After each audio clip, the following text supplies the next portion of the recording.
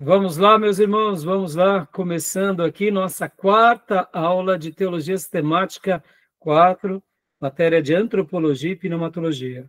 Hoje será o último dia que trataremos sobre Antropologia. Já oramos como é costume, mais uma vez, boa noite, graça e paz. Boa noite, graça e paz. Boa noite, graça e paz. Boa noite, graça e paz. Hoje nós estaremos, se Deus permitir, concluindo essa parte de antropologia e, querendo Deus, a partir da semana que vem já estaremos entrando na matéria de pneumatologia, a doutrina do Espírito Santo. Então, vamos ler um texto bíblico, como é costume nosso, e vamos trabalhar. Quero lembrar aos irmãos que nossas aulas são gravadas para que vocês possam utilizar esse material depois. Gravamos também para os alunos em EAD, porque essas matérias fazem parte do currículo do curso em EAD, e gravamos também para abençoar o maior número de irmãos e igrejas, onde quer que essas aulas cheguem, tá bom? Então vamos lá, meus irmãos, vamos ler um texto bíblico. Eu gostaria que o irmão abrisse a sua Bíblia aqui no livro, na carta de Paulo aos Efésios, epístola de Paulo aos Efésios, capítulo de número 6, versículo de número 12. Efésios 6, 12 e depois 2 Coríntios 10, 3. Vamos ler esses textos, que eu quero hoje estar aqui falando um pouco sobre esse assunto. Durante a aula estarei trabalhando sobre esse assunto. Então, o irmão ou a irmã que quiser ler para nós, Efésios, capítulo de número 6, versículo 12, e 2 Coríntios 10, do 3 ao 6. Eu vou compartilhar aqui a minha Bíblia em Kindle com vocês, e o irmão ou a irmã que quiser pode ler para nós esse texto, na versão que você preferir, tá bom? Eu vou abrir aqui. Graça e paz, Júnior. Boa noite, meu irmão. Boa noite, graça e paz. Graça e paz. Então, vamos lá, meus irmãos. Quem quiser pode ler para nós, Efésios 6:12. Vou ler o 6:12 aqui. Tá bom, 6:12. Pois não é contra carne e sangue que temos que lutar, mas sim contra os principados, contra as potestades, contra os príncipes do mundo dessas trevas, contra as hostes espirituais da iniquidade nas regiões celestes. Obrigado, meu irmãozão. Pois não é contra carne e sangue que temos que lutar. Guardem bastante essa primeira frase, das Escrituras, porque a gente vai estar trabalhando bastante hoje aqui. Hoje nós estaremos dando sequência à aula, nós estaremos falando sobre a essência da natureza do homem. Estaremos trabalhando principalmente na parte da dicotomia e da tricotomia, e eu quero, inclusive, falar algo com os irmãos sobre esse assunto, e a gente vai utilizar um pouco esse texto, tá? Mas sim contra os principados e potestades, contra os príncipes do mundo destas trevas, contra as hostes espirituais e iniquidade nas regiões celestes. Perceba que o versículo aqui ele dá uma ideia muito grande da espiritualidade, tá bom? E agora vamos ao segundo texto, que é 2 Coríntios, segunda carta de Paulo aos Coríntios, capítulo de número 10, que é um texto muito parecido com esse, versículo 3 ao 6. Se o nosso querido irmão Tomé quiser, pode continuar, Tomé. Do 3 ao 6? Isso.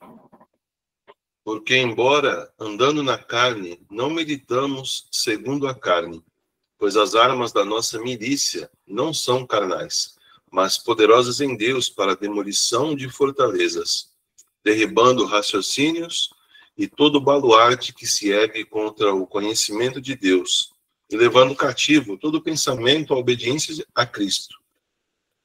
e estando prontos para vingar toda desobediência, quando for cumprida a vossa obediência. Amém. Então, meus irmãos, guardem bastante, prestem bastante atenção, né, como eu mencionei, sobre essas expressões, né, das Escrituras. Nós não lutamos segundo a carne, as armas da nossa luta, da nossa milícia, não são carnais, mas são poderosas em Deus. Então, a gente vai estar trabalhando hoje, tá bom? Bom, vamos lá. Dando sequência, como na aula passada eu mencionei aos irmãos, nós estaremos utilizando o resumo, tá? E a partir do resumo, vamos mergulhar no livro-texto, e assim a gente vai estar voltando entre o resumo e o livro-texto, tá bom? E então, vamos começar a nossa aula aqui, para a gente poder mergulhar nos assuntos pelos quais a gente vem estudando.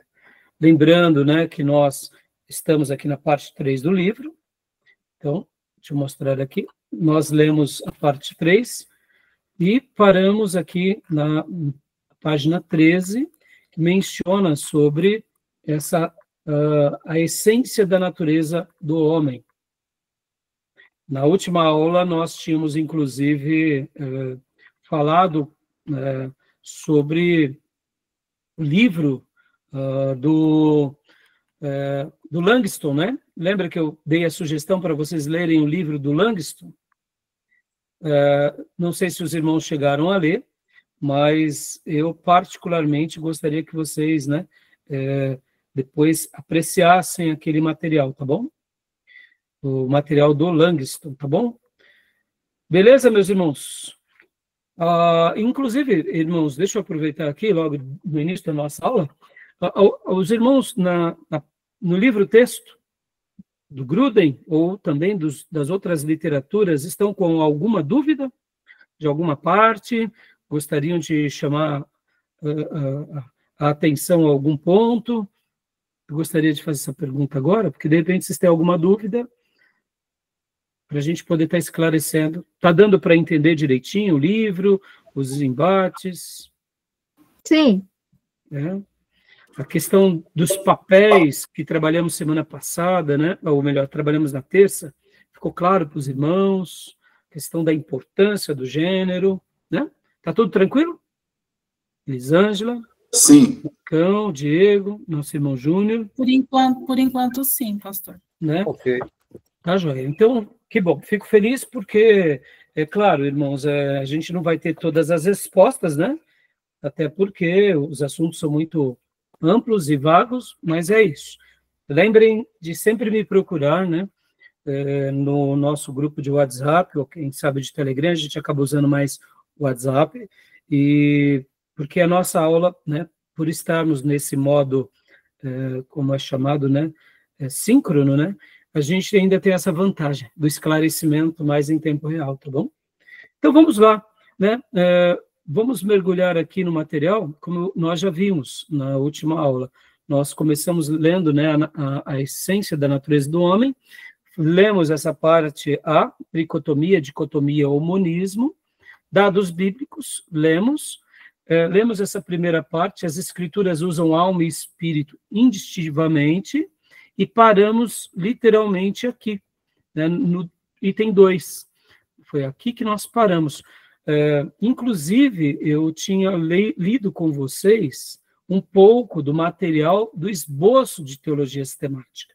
E, inclusive, eu não sei se os irmãos chegaram a ler aquele material. Quem chegou a ler? Para a gente fazer até uma discussão um pouco mais aprofundada. O material do Langston, meus irmãos, é simplesmente maravilhoso. Enquanto eu fazia minhas lições de casa aqui no Langston, eu fico feliz, né, ao ver que algumas informações que estão no livro, algumas palavras e máximas do livro fizeram parte da minha vida ao ponto em que, enquanto eu lia, eu recordava esses assuntos. Então, o texto aqui do Langston é realmente fora do comum. A gente só começou na aula passada. Hoje a gente vai voltar a dar mais uma pontuada nele, né? Mas ele também é dicotomista, tá? E aqui, vamos lá. O que é tricotomista e dicotomista? Vamos ver que vocês estão prestando atenção na aula. O que é dicotomista? O que é dicotomista? E o que é tricotomista? Pode começar, Beatriz. O dicotomista é quem crê no corpo e na alma, né, o espírito, que é a mesma coisa. O tricotomista é o que separa a alma do espírito, né? Então ele crê no corpo, alma e espírito. É isso aí. Bom, ela já respondeu por todos, porque quem não sabia vai copiá-la. Mas eu acredito que todos prestaram atenção, né? São as duas linhas em que dizem que nós, seres humanos, a essência da natureza do homem, ela é formada por duas partes, a parte material e a imaterial. Aí é o dicotomista, são duas partes, né? Dicotomista, né? Essa questão, né? Divisões em duas partes. Mesmo sabendo que cada parte é uma unidade, mas são coisas distintas, né? Corpo e depois alma / espírito. Então, a grosso modo, o lado material e o lado imaterial, ou metafísico. E o tricotomista seriam em 3 partes, né? Sendo partes distintas, mas sabendo que o ser humano é um todo, então é como se esse ser humano, que é uma unidade, tivesse em 3 partes nele, o corpo, tivesse a alma e o espírito, aí seria o tricotomista. Então, lembrando que o Langston, ele também, como eu mencionei para vocês, ele é o dicotomista, e aqui a gente vai notar uma diferença dos 2 autores, viu? Então, fazer detalhe aí. Pois não, Júnior, pode falar. O detalhe do dicotomista é que ele entende que alma e espírito são sinônimos. Exato.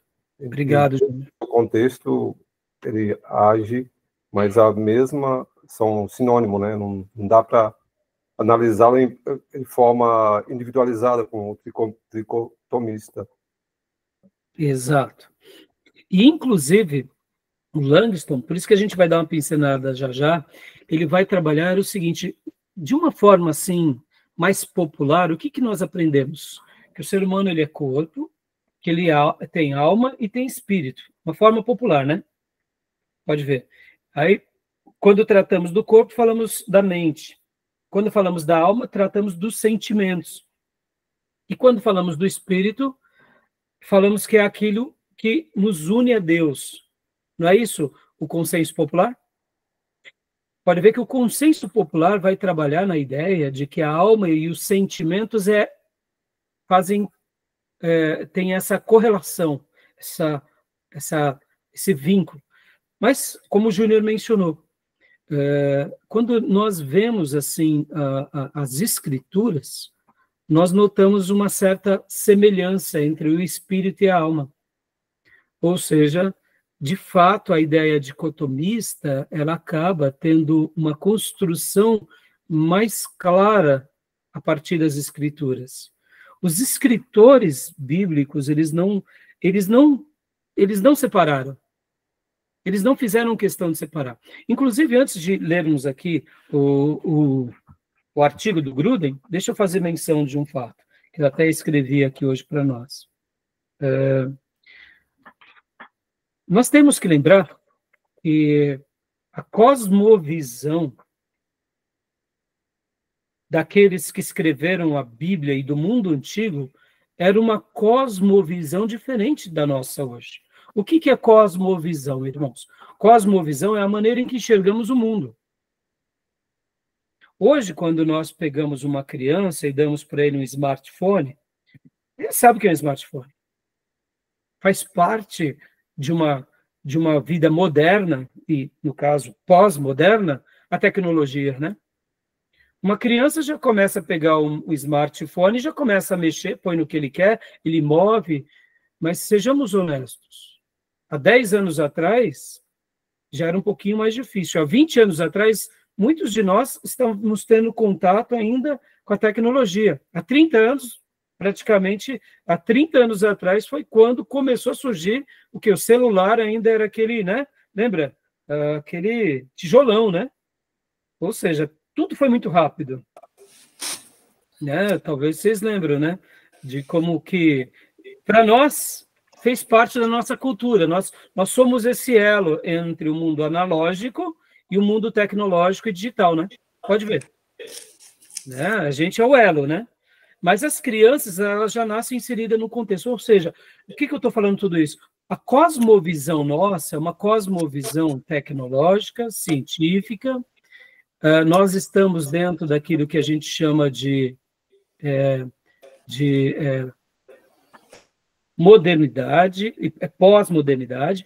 Então, hoje, quando nós falamos, por exemplo, sobre corpo, alma e espírito, o que está embutido para nós? Está embutido a visão científica, humana, até um pouco tecnológica. Mas os escritores bíblicos, qual era a cosmovisão deles? A cosmovisão dos escritores bíblicos era muito diferente da nossa. Por quê? Porque o mundo, para eles, era um mundo espiritual em que o contexto na vida deles era o sagrado, era o religioso. E do sagrado, do religioso, da divindade, vinha para o material, não era assim? Então, quando eles escrevem a Bíblia e eles recebem a revelação, é muito claro para eles. Podem ver que as pessoas, o fato de uma pessoa ser um ateu, né, no caso, já existia assim, era mínimo, era ínfimo. Porque a cosmovisão era religiosa para os hebreus e para as outras nações. Então, o que acontece? A cosmovisão moderna, ela é muito diferente da cosmovisão antiga. A cosmovisão antiga era religiosa. A cosmovisão moderna e pós-moderna é uma visão onde a gente tenta... os nossos olhos estão aonde? Estão na ciência, estão na lógica, estão na compreensão. Então, por que eu estou fazendo esse comentário agora aqui, né? Porque na pós-modernidade, ou a partir da modernidade, e hoje nós que estamos na pós-modernidade, a vida ela é vista a partir da ciência, da lógica. E aí, assim, compreendemos, inclusive, os assuntos religiosos, os assuntos metafísicos, e aí a gente constrói. Então, eu estou fazendo essa explicação, porque hoje, né, quando a gente vai trabalhar na dicotomia ou na tricotomia, a gente tem que dar o direito de dúvida que os nossos irmãos que receberam a revelação, eles não estavam preocupados com isso. Eles não estavam preocupados se havia divisão ou não, se era sinônimo ou não. Era a maneira que eles enxergavam. E eles erraram? Claro que não. E aqui fica mais uma vez, irmãos, aquilo que eu já venho dizendo para vocês nas aulas passadas. Esse é um assunto secundário. Ele é importante, mas ele é secundário. A gente vai trabalhar ainda hoje, na aula de hoje, aquela questão de quando nascemos. Nosso espírito e a nossa alma vêm de quando? Vem de Deus, da eternidade. Os nossos pais passam para nós. Percebam, a gente vai debater isso porque faz parte da matéria, mas não é o principal, tá bom? A gente não precisa cravar uma estaca, a gente tem que ter ali uma noção do que se trata, mas, ao mesmo tempo, tomar cuidados com certas linhas que podem dar uma vazão a pensamentos místicos, mas, ao mesmo tempo, a Bíblia não traça isso com muitos detalhes, tá bom? Tudo bem? Ficou claro, né? Essa questão é importante a gente tratar, tá? Então, vamos lá, meus irmãos, aqui para o texto, né, propriamente dito, né? Então, vimos o primeiro ponto, que as escrituras usam alma e espírito indistintivamente. 2, na morte, as escrituras dizem tanto que a alma parte, quanto que o espírito parte, ou seja, as duas palavras são usadas na morte de um filho de Deus. Então, leia para nós, Elisângela, né, a parte do resumo aqui, a partir desse parágrafo, por favor. Quando da morte de Raquel, diz a Bíblia, ao sair-lhe a alma, porque morreu, entre parênteses, Gênesis 35, 18. Elias ora para que a alma da criança morta volte ao corpo. 1 Reis 17, 21. E Isaías prediz que o servo do Senhor derramaria a sua alma na morte. Isaías 53, 12. No Novo Testamento, Deus diz ao rico insensato: esta noite te pedirão a tua alma. Lucas 12, 20. Por outro lado, às vezes a morte é tida como o retorno do espírito a Deus. Por isso, Davi ora em palavras mais tarde citadas por Jesus na cruz: nas tuas mãos entrego o meu espírito. Salmo 31, 5. Lucas 23, 46. Na morte, o espírito volta a Deus que o deu. Eclesiastes 12, 7. No Novo Testamento, na hora da sua morte, Jesus, inclinando a cabeça, rendeu o espírito. Jó 19, 30. E no mesmo modo, Estevão orou antes de morrer: Senhor Jesus, recebe o meu espírito. Atos 7, 59. Ou seja, meus irmãos, as escrituras vão fazer esse paralelo. Por isso que eu disse que os nossos irmãos teólogos do passado, eles tinham uma percepção, de fato, bem interessante sobre essa questão. E eles não estavam errados. Não estavam errados. Ao construírem que a composição do homem, ela é dicotomista. É o lado material e o lado imaterial, sendo que a alma e o espírito são sinônimos. Eles não estão errados. Hoje, eu estarei trabalhando também um pouco mais a questão dos tricotomistas, e vai ficar muito claro para nós o porquê a linguagem tricotomista também recebeu, nesses últimos 100 anos, um destaque um pouco maior. Mas voltando, e repito, e endosso, irmãos, né, nunca entrem em brigas sobre esse assunto, porque é um assunto que, de fato, a Bíblia trata com essa clareza.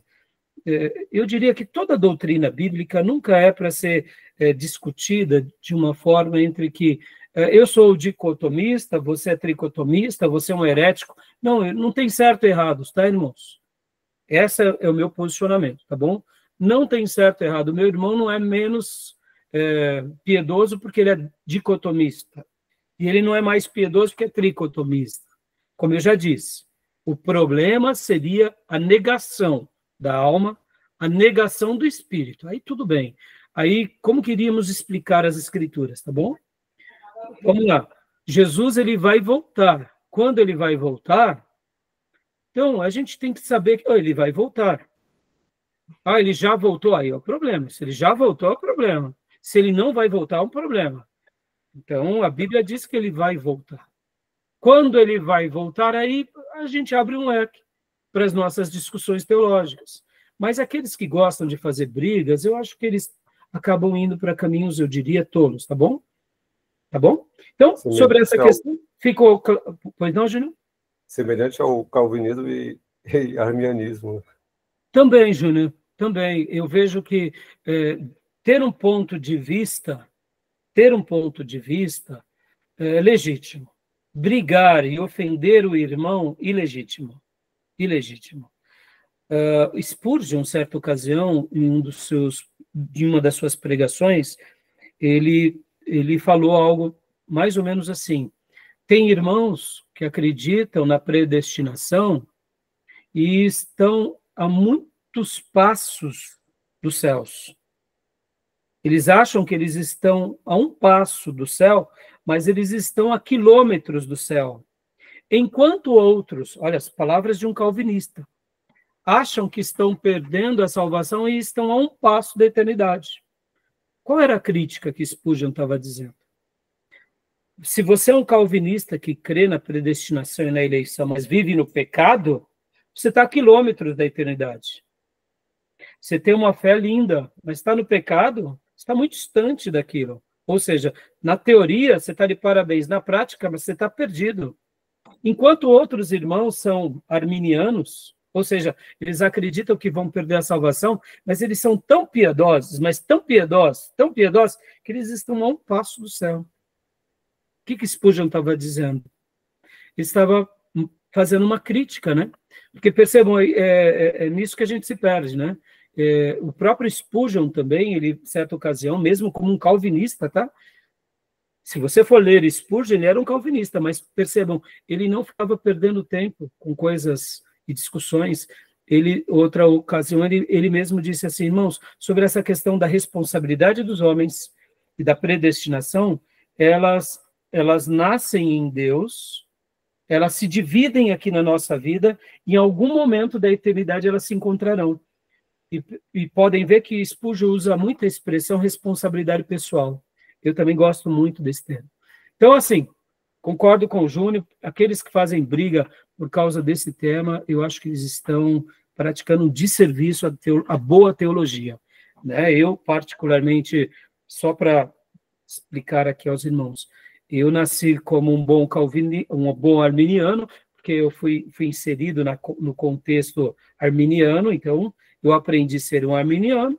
Depois, de formado no seminário, eu mudei. Hoje eu sou um calvinista, mas um calvinista extremamente equilibrado. Podem ver que as minhas mensagens, os meus discipulados e a minha formação até aqui no seminário é totalmente trazendo a responsabilidade nossa.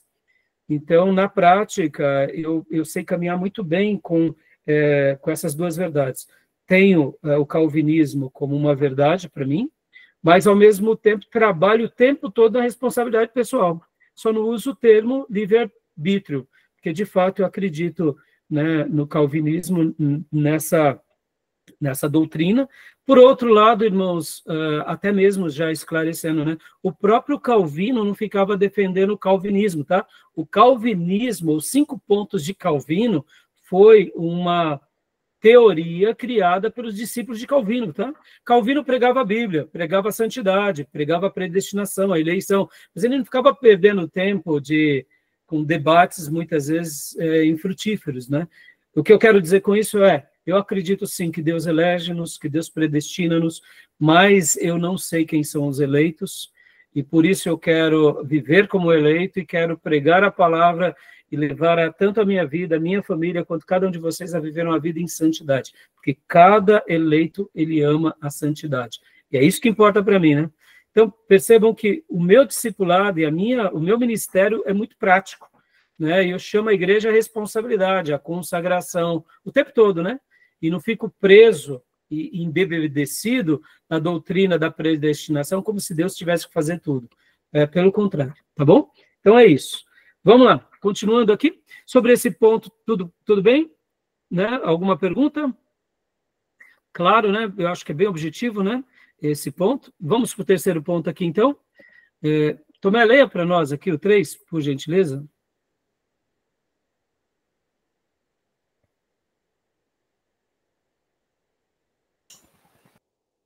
O homem é tido como, abre aspas, corpo e alma, fecha aspas. Quando, como corpo e espírito, entre aspas, Jesus nos exorta a não temer aqueles que matam o corpo e não podem matar a alma, mas sim aquele que pode fazer perecer no inferno tanto a alma como o corpo.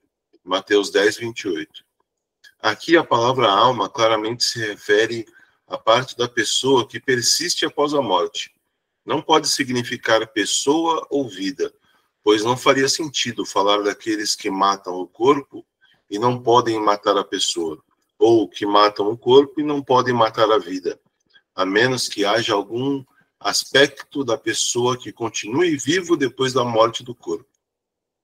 Joia. Alguma dúvida sobre esse ponto, meus irmãos? Porque aqui vai ter uma discussão bem interessante, inclusive sobre os teólogos dicotomistas, tá? Alguns vão falar que a alma, por exemplo, né, eles vão trazer uma identificação maior com relação ao corpo e o espírito. E o espírito, quer ver um exemplo? Eu vou tentar explicar melhor agora. quando alguém vai discursar sobre esse assunto, né, como o próprio Gruden disse, o homem é tido tanto como corpo e alma, quanto como corpo e espírito. Quando alguns teólogos vão falar assim, o que é o espírito do homem? Aí muitos teólogos vão dizer que o espírito do homem é o intelecto. O espírito do homem são os sentimentos. O espírito do homem são os desejos. Percebam? Outros vão trabalhar que é a alma, eles vão atribuir isso à alma, tá bom? E aí vai ter toda a sua construção bíblica. O próprio irmão nosso, o Langston, ele tem uma definição bem interessante. Nós, inclusive, lemos na terça-feira, parte do seu material, e eu queria ler mais um pedaço aqui do livro dele, porque eu achei muito legal. E aqui, nós tínhamos parado que o espírito é o agente, o corpo é a agência. Lembra disso?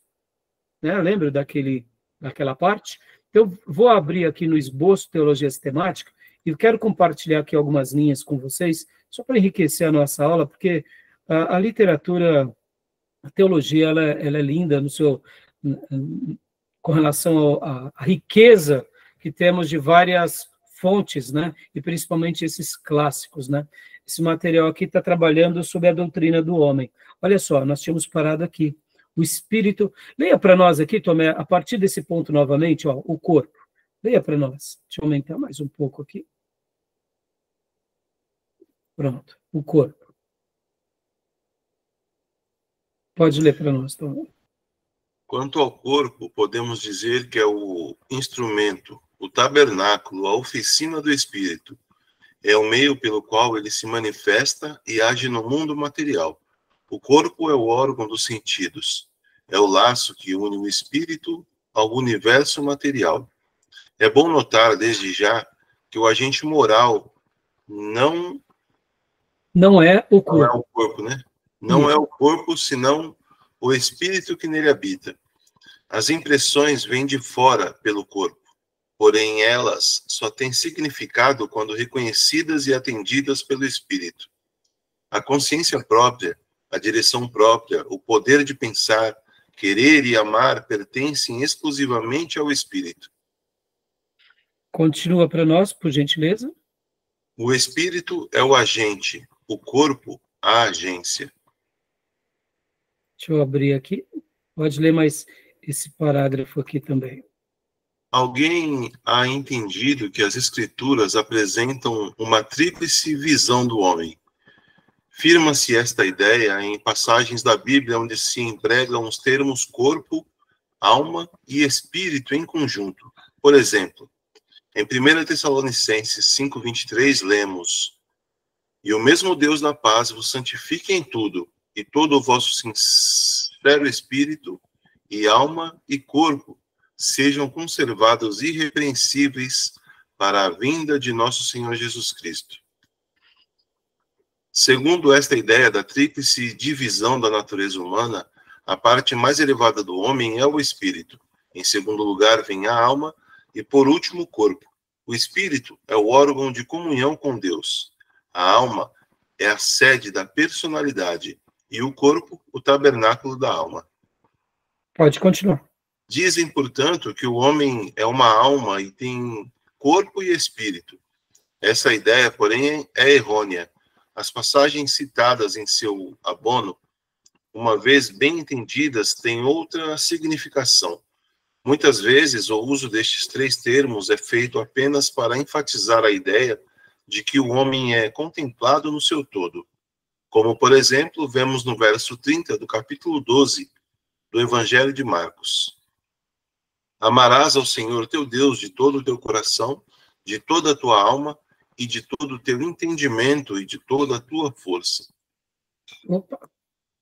Então, percebam, meus irmãos, aqui fica uma coisa bem interessante para nós. E aí, isso que eu quis destacar aqui. Essa relação, né, do corpo, a alma e o espírito, principalmente nesse ponto, né, dessa doutrina tão interessante, eu quero que vocês lembrem disso. O principal aqui O principal é lembrar que a gente é um todo. Se nós jamais nos esquecermos que somos um todo, isso é o que importa. Sobre a discussão, propriamente dita, da tricotomia, da dicotomia, vai ter um viés, eu diria, um pouco mais voltado à cosmovisão da pessoa. E por isso que, inclusive, já eu vou defender um pouco o tricotomismo, mas me entendam, para mim é um pouco mais fácil defender o tricotomismo. Por quê? Porque eu vim de uma origem, a minha cosmovisão, ela é avivada e pentecostal. Eu fui gerado, se a gente pode se assim dizer, numa igreja já avivada. Fui doutrinado no seminário batista avivado. Tive uma influência imensa dos pentecostais e dos bons pentecostais. Logo, a minha cosmovisão foi ampliada sobre essa causa. Já, eu vou fazer a minha defesa. Mas vocês têm que lembrar que, com relação à teologia, até mesmo o final do século passado, ou melhor, do século retrasado, ali por volta de 1900, a grande maioria dos nossos irmãos acreditavam o quê? Acreditava que os dons espirituais tinham cessado. É chamado os nossos irmãos cessacionistas. O que é o cessacionismo? Que os dons, eles cessaram. Logo, diante de uma perspectiva, já que tinha 4 séculos, desde Lutero, Calvino e tantos outros grandes homens de Deus, a questão dos dons espirituais tinham cessado. O movimento pentecostal e depois o movimento avivado, etc. e tal, criou, vamos dizer assim, uma nova teologia, resgatando essa parte. É aí onde chama o continuismo, ou continuistas, dando aquela ideia de que os dons continuam. Os dons, eles estão. Então, é normal que a linha que é defendida, mais tricotomista, sejam esses irmãos, que são os irmãos de 100 anos para cá.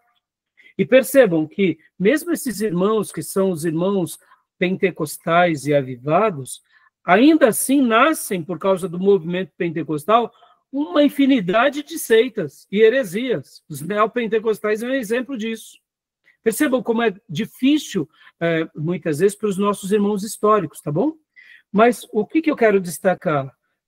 Percebam que aqui o nosso irmão, o Langston, ele deixa bem claro, essa ideia é errônea, né?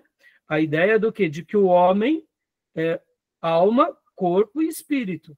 Ou seja, a visão tricotomista, né? Tá bom? É a opinião dele, vamos respeitar, né? Vão ter grandes homens de Deus que vão ter essa visão. Normal. E isso não é uma novidade, tá, meus irmãos? Tá bom? Tá dando para me entender onde eu quero chegar? Então, Tomé, onde você parou? Aqui, né? Na tua força. Vou pedir para você ler mais um pouco. Aqui. Deixa eu só aumentar aqui. Aqui. A alma não poderia ser a essência do ser humano? Oi? A alma não poderia ser a essência do ser humano e o espírito uma dimensão da alma que tem uma conexão com Deus? Então, Júnior, você vê, ó, ele até comenta aqui, ó, em segunda ideia, a tríplice, né, em segundo lugar, não, aqui, ó, segundo essa ideia, a tríplice divisão da natureza humana, a parte mais elevada do homem é o espírito, né, pode ver, ó. Ele faz essa citação, né, a parte mais elevada. E quando nós olhamos, e depois, ó, em segundo lugar, vem a alma. E por que muitas pessoas atribuem que a alma ela está ligada aos sentimentos? Né? Pode ver, porque há uma união aqui de um pensamento social, de um pensamento popular, de um pensamento até religioso. Só que as escrituras, quando a gente examina, como a gente viu há pouco, tem hora que ela trabalha, né? Ela trabalha alma e espírito indistintivamente, e também tem hora que ela trabalha na morte, alma e espírito, e tem hora que ela também vai trabalhar, né, que nem aqui no terceiro ponto do próprio resumo do Gruden, corpo e alma, quanto espírito e corpo, ou seja, ela vai trabalhar nessa relação. Todas essas construções que a gente acaba fazendo, Para a gente poder trazer uma afirmação disso, teria que ter uma base nas escrituras, mas as escrituras não fecham, né, essa questão. Entendeu, Júnior? Por isso que a gente acaba, né, deixando a discussão aberta. Já já eu vou fazer a minha defesa, mas, ao mesmo tempo, qual é a base escriturística?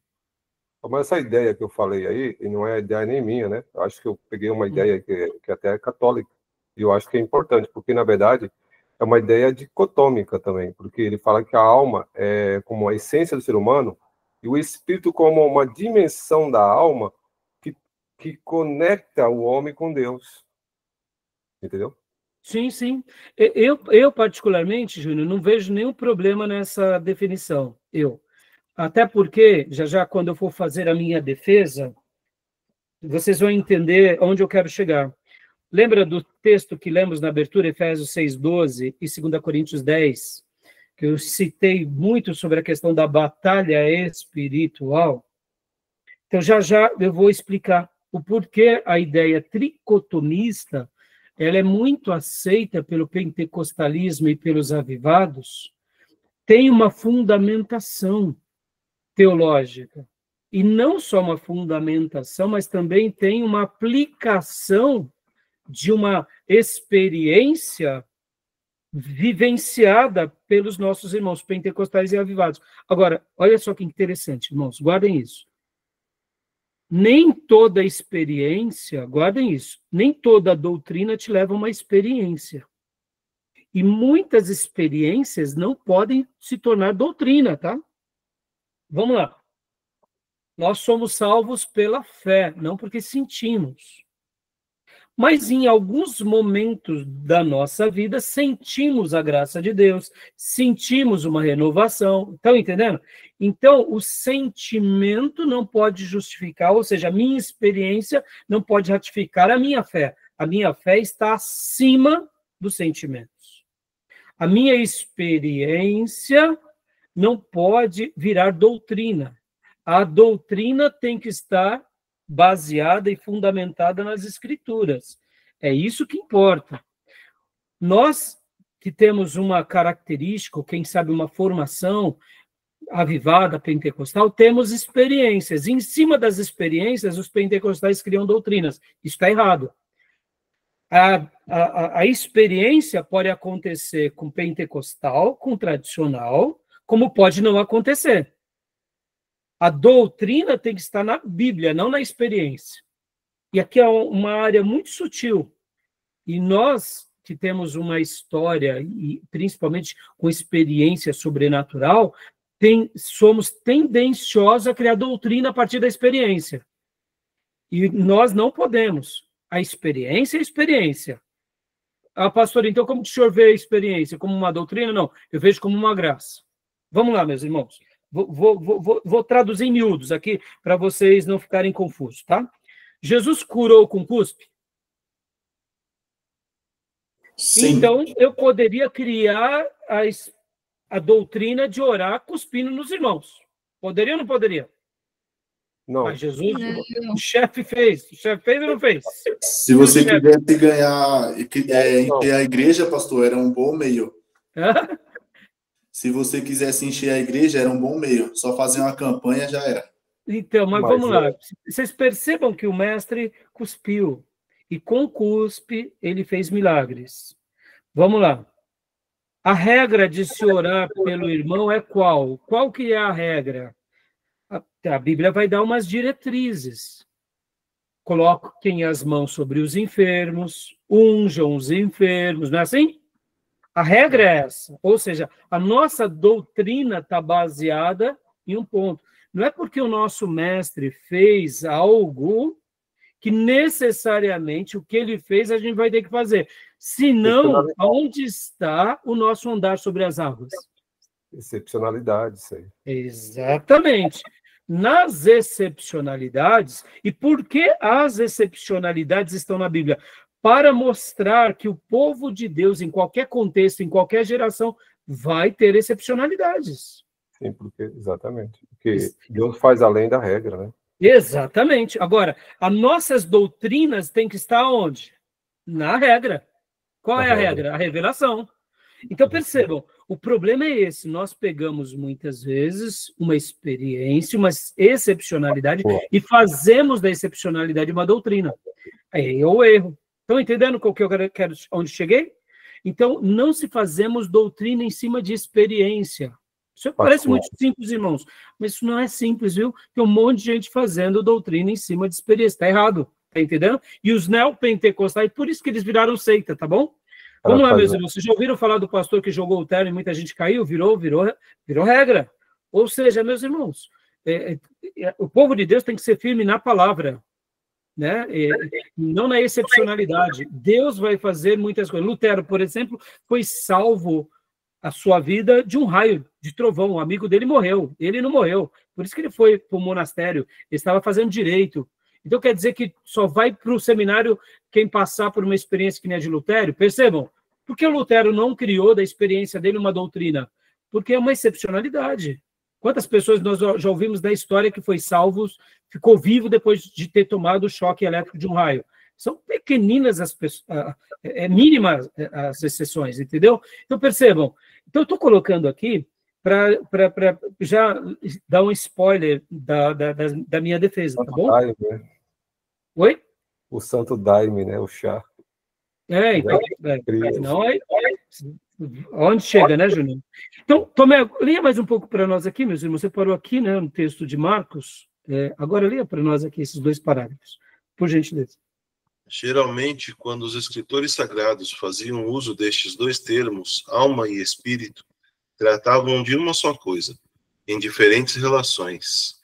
Empregavam eles ordinariamente o termo espírito quando se referiam à relação da vida do homem para com Deus, e alma quando faziam referência à relação da vida do homem para com as coisas terrenas.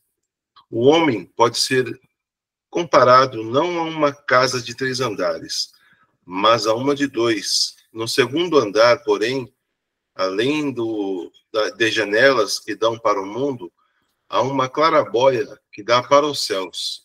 A alma é a janela pela qual o homem contempla as coisas desta vida aqui na terra, e a claraboia é o meio pelo qual a mesma pessoa contempla as coisas celestiais. Nesta comparação, o andar térreo representa naturalmente o corpo. Pode concluir? Ainda mais na criação do homem encontramos somente 2 coisas: a alma, ou o espírito, e o corpo. Então, eu aqui, na minha opinião, aqui, vamos lá, meus irmãos, percebam, é a opinião do Langston, é magnífica, como eu mencionei para vocês na semana passada. O que é lindo na teologia? A gente ouve de um, ouve de outro, e a gente vai aprendendo com eles. Aqui, na minha opinião, olha, pode ver que nessas declarações do Langston, a alma fazia referências à relação da vida do homem para com as coisas terrenas. Já o espírito se referiam à relação da vida do homem para com Deus. Quando nós lemos as Escrituras, há uma certa correlação sobre essa questão. A maneira em que os homens, servos de Deus, escritores sagrados, como o próprio Jesus, quando ele diz, entregando a Deus o seu espírito, quando se dirige a Deus, eles ligam ou usam o termo espírito. Quando se trata da circunstância da vida, a minha alma está abatida, ou seja, se referindo às coisas mais humanas, usa-se o termo da alma. É a mesma coisa? Sim. São distintos? São. Agora, olha só as declarações dele aqui. Vamos lá, para nós, irmãos. Vamos lá, deixa eu fazer uma pergunta aqui para vocês. Na casa de vocês tem claraboia? Mas tem janela. Mas algumas casas têm claraboia? Tem. O que é uma claraboia?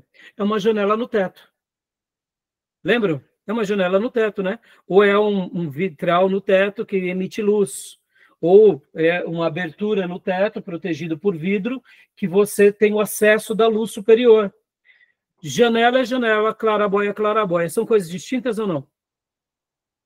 São coisas distintas. Eu posso pôr uma claraboia na parede? Não, porque aí vira uma janela. Concorda?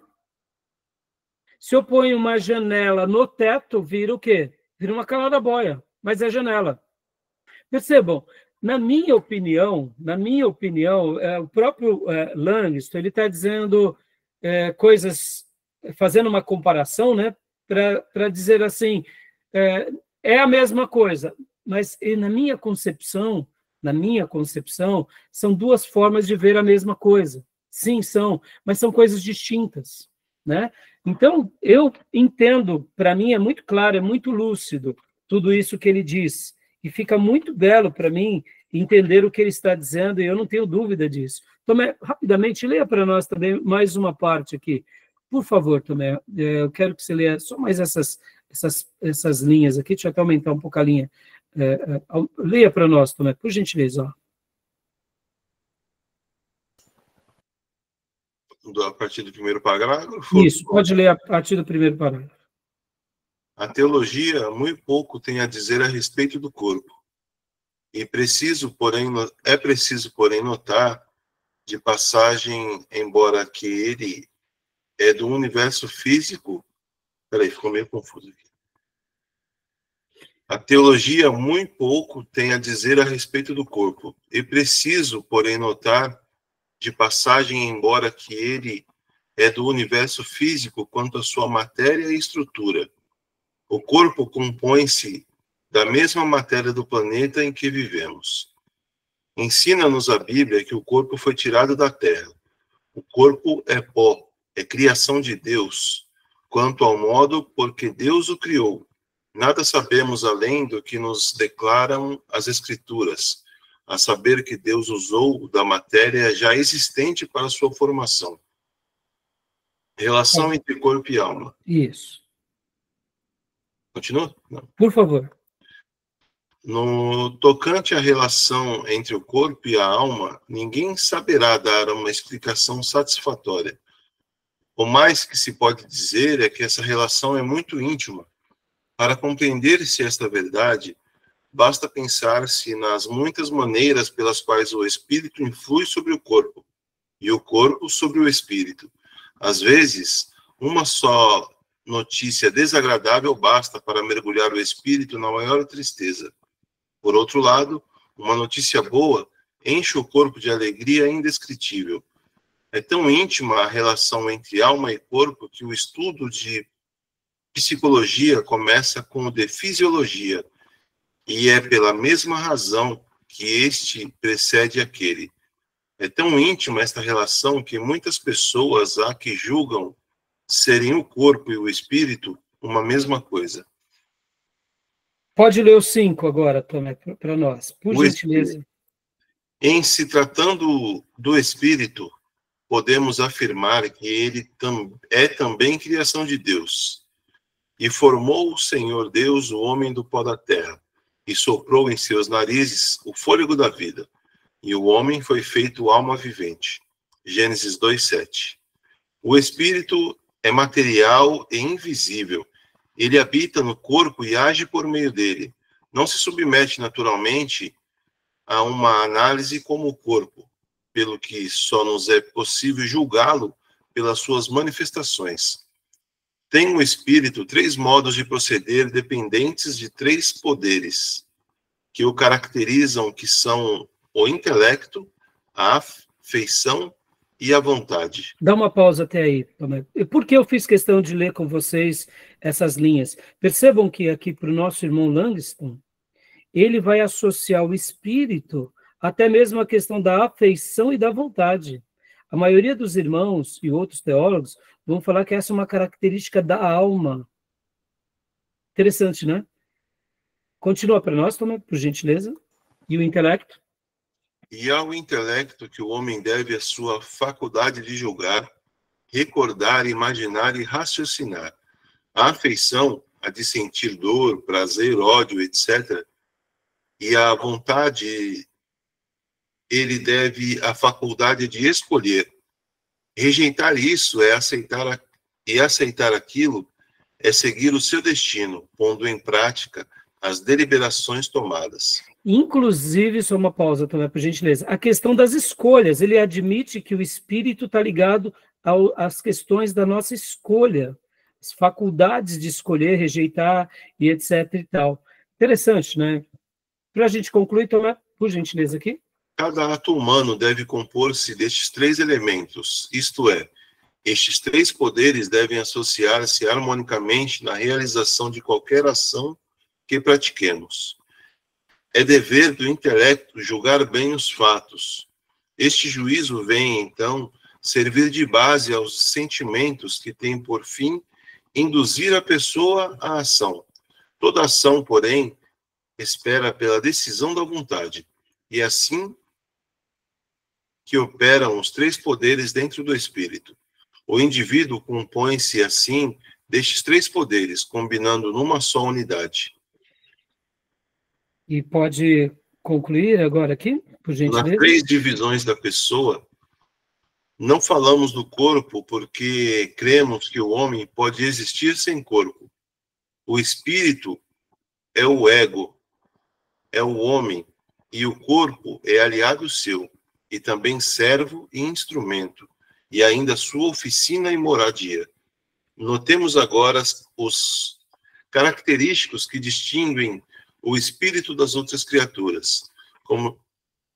Continuarei até aqui? Isso, não pode ler essa última parte. Como já observamos, quanto ao corpo, o homem não difere tanto dos animais como no que concerne ao espírito. E no espírito que encontramos a grande diferença entre o homem e os irracionais.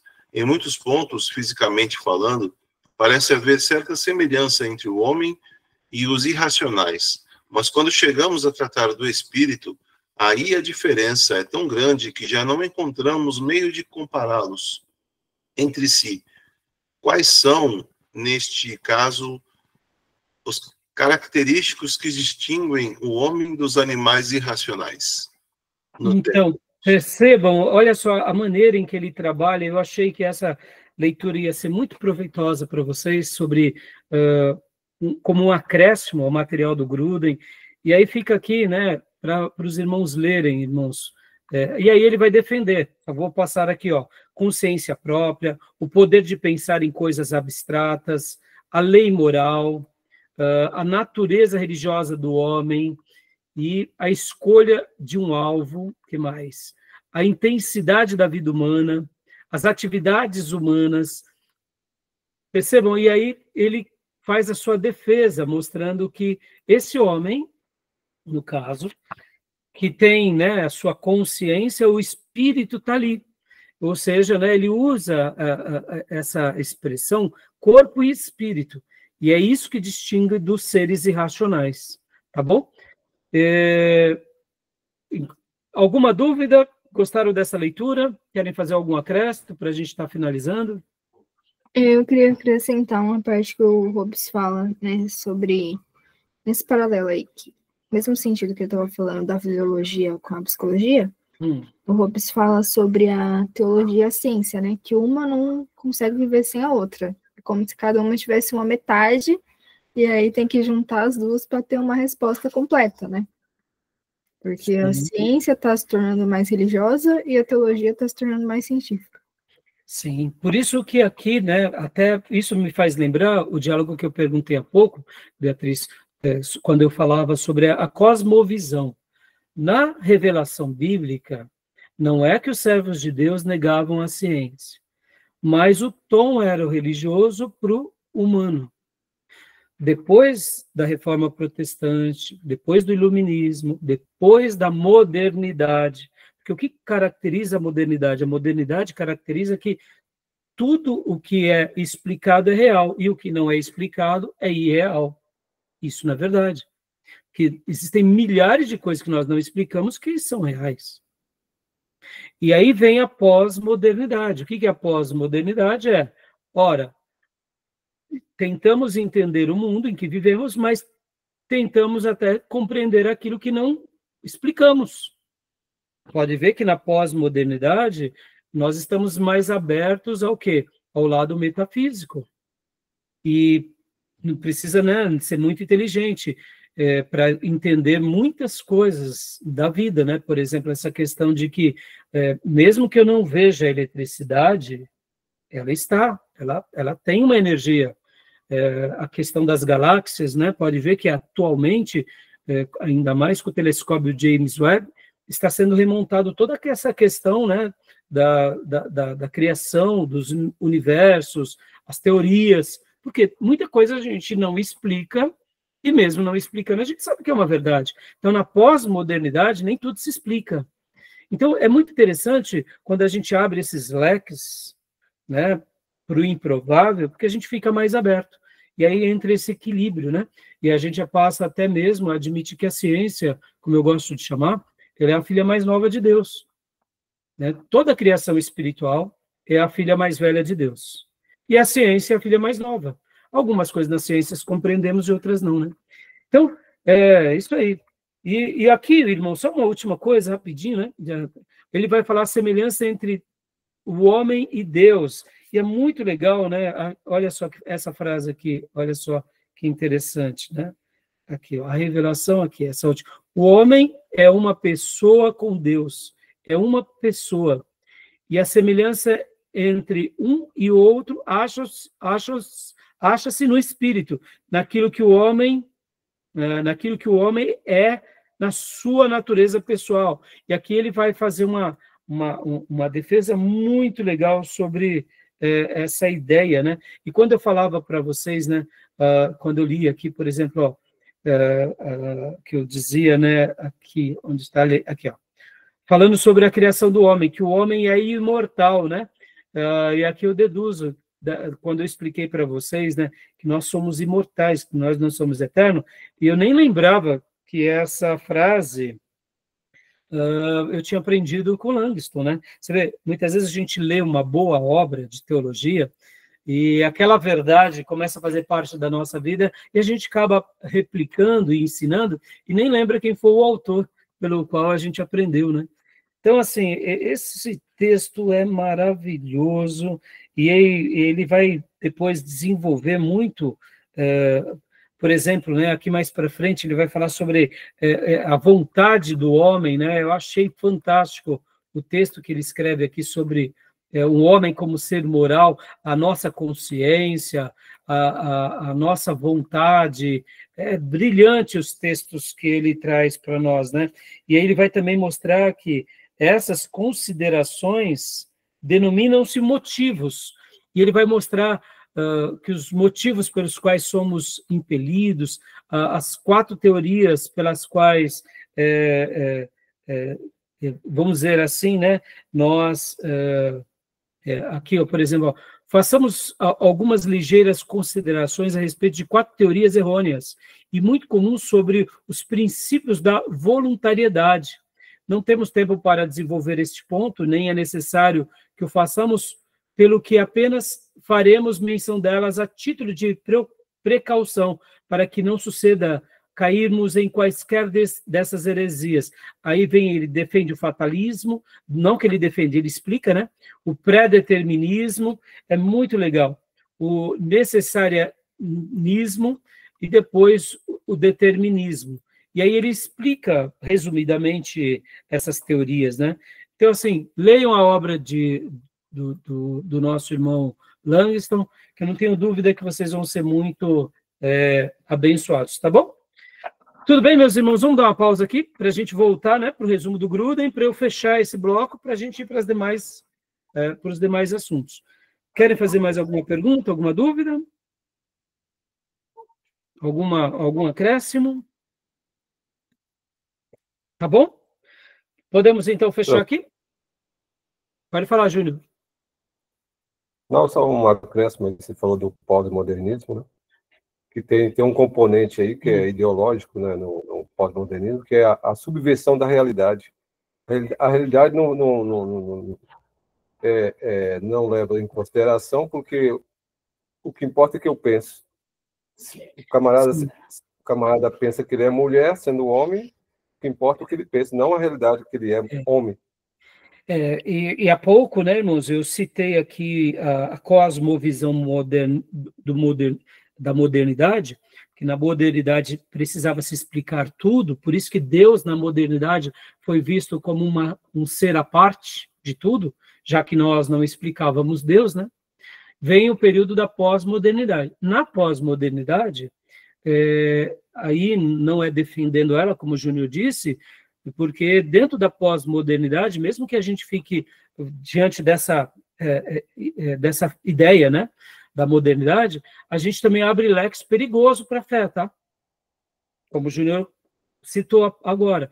A outra questão também é a relativização de tudo, inclusive da verdade. Podem ver que no pós-modernismo, na pós-modernidade, o que é verdade? É relativo, né? É como o Júnior disse, né? A gente relativiza as coisas.